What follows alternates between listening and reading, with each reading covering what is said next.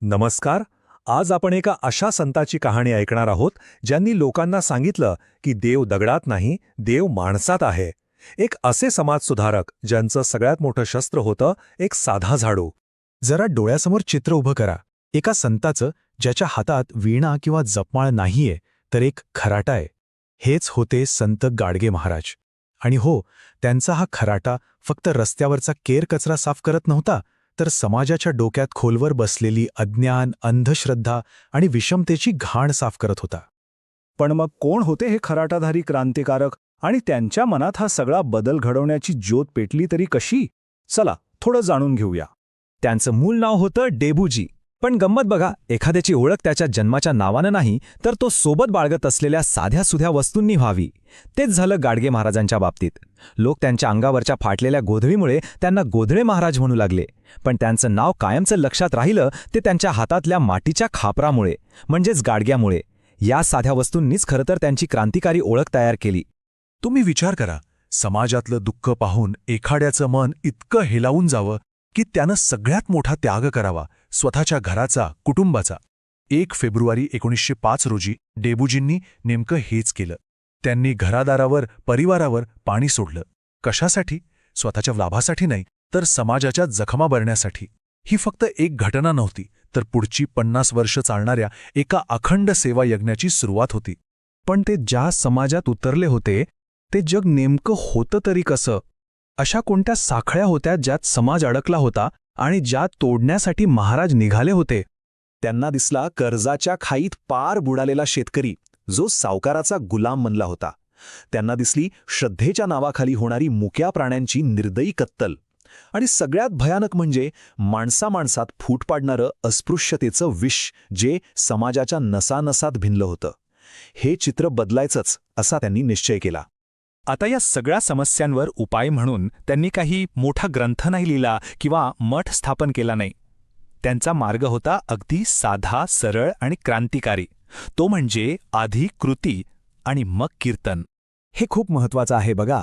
महाराज जेव्हा एखाद्या गावात जायचे, तेव्हा ते थेट मंदिरात प्रवचनाला बसायचे नाहीत.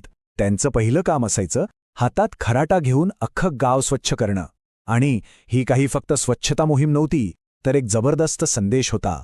ते लोकांना कृतीतून दाखवून देत होते की आधी बाहेरची घाण साफ करा, म्हणजे तुमच्या मनातली आणि समाजातली घाणेरडी विचारसरणी आपोआप साफ व्हायला मदत होईल. गाव साफ झालं की मग रात्री कीर्तन व्हायचं.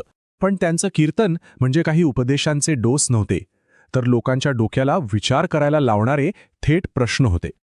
ते एकदम बोचरे प्रश्न विचारायचे. अरे बाबा, कर्ज काढून सण साजरा करता आणि वर देवाला बकऱ्याचा बळी देता. देव काय तुमच्याकडे मटण मागायला आला होता का? अशा थेट प्रश्नांनी ते लोकांच्या अंधश्रद्धेच्या मुळावरच घाव घालायचे. याच कीर्तनांमधून त्यांनी समाजाला जगण्याचा एक साधा सोपा मार्ग दाखवला. उपाशी रहा, पण पोरांना शाळेत पाठवा, गरिबांवर दया करा, कर्ज काढू नका, दारू पिऊ नका, अस्पृश्यता पाळू नका. ऐकायला किती सोपं वाटतंय ना? पण ह्याच साध्या गोष्टींमध्ये एका संपूर्ण सामाजिक क्रांतीची बीजं दडलेली होती.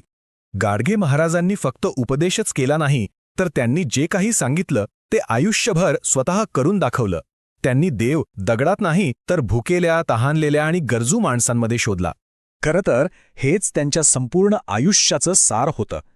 त्यांच्यासाठी दीनदुबळ्यांची, अपंगांची आणि अनाथांची सेवा करणं हीच खरी ईश्वर भक्ती होती. भुकेल्या माणसाला अन्न देणं हीच त्यांच्यासाठी खरी पूजा होती. कारण त्यांच्या लेखी प्रत्येक गरजू माणूस हा देवाचंच एक रूप होता. जिथे बाकीचे लोक दगडांची मंदिरं उभारत होते, तिथे गाडगे महाराजांनी माणुसकीची मंदिरं उभी केली. लोकांनी दिलेल्या देणग्यांमधून त्यांनी स्वतःसाठी एखादा मठ नाही बांधला, तर गोरगरिबांसाठी शाळा, अनाथांसाठी आश्रम आणि निराधार लोकांसाठी धर्मशाळा बांधल्या. त्यांनी उभ्या केलेल्या या वास्तू आजही त्यांच्या कामाची साक्ष देत आहेत. त्यांच्या कीर्तनाची ताकद इतकी जबरदस्त होती की थोर लेखक आचार्य अत्रे यांनी लिहिलं, सिंहाला पहावे वनात, हत्तीला पहावे रानात आणि गाडगे महाराजांना पहावे कीर्तनात. या एका वाक्यातूनच त्यांच्या वाणीतली सिंहाची डरकाळी आणि हत्तीची ताकद आपल्या लक्षात येते. गाडगे महाराजांनी आपलं संपूर्ण आयुष्य समाजासाठी वाहून टाकलं. पण त्यांचं काम त्यांच्यात जाण्याने संपलं नाही. उलट जाताना ते एक असा विचार मागे सोडून गेले, जो आजही तितकाच महत्वाचा आहे. 20 डिसेंबर 1956 रोजी त्यांची प्राणज्योत मालवली. पण त्यांनी स्वतःची गादी किंवा शिष्य परंपरा वगैरे काही सुरू केलं नाही. ते नेहमी म्हणायचे, संत तुकाराम माझे गुरु आहेत आणि माझा कोणीही शिष्य नाही. त्यांनी स्वतःला नाही तर आपल्या कार्याला आपलं खरं स्मारक बनवलं. एक गोष्ट तर अगदी स्पष्ट आहे. गाडगेबाबांच्या हातातला तो खराटा केवळ धूळ आणि घाण साफ करण्यासाठी नव्हता, ते एक शस्त्र होतं. समाजाच्या आत्म्याला लागलेली अंधश्रद्धा, अज्ञान आणि जातीभेदाची कीड समूळ उपडून टाकण्यासाठीचं एक शस्त्र. त्यांचं काम अजून पूर्ण झालेलं नाहीये. म्हणून जाता जाता एक प्रश्न, आज आपल्या समाजात, आपल्या विचारांमध्ये असा कोणता कचरा आहे ज्याला गाडगेबाबांच्या त्याच खराट्याने साफ करण्याची गरज आहे? यावर नक्की विचार करा.